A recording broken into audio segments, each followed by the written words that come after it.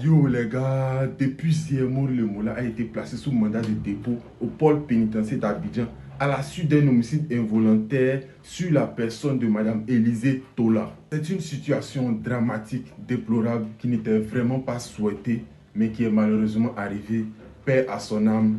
Maintenant, ce que la loi prévoyait, c'est que lorsqu'il y a un cas d'homicide involontaire, la personne doit être arrêtée, ce qui est d'ailleurs arrivé. Mais après ça, on ne comprend plus cet acharnement, ces attaques, cette méchanceté à l'encontre de Mori Le Mola.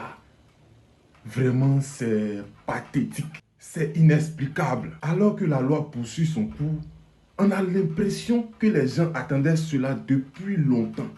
Comme si cela ne pouvait pas arriver à chacun de nous.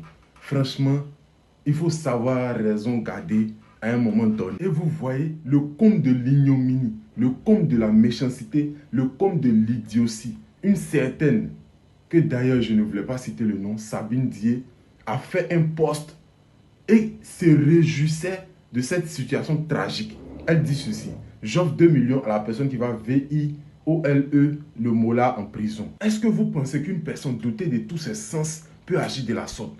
Comment se réjouir du malheur de son semblable? Franchement, c'est insensé et incohérent.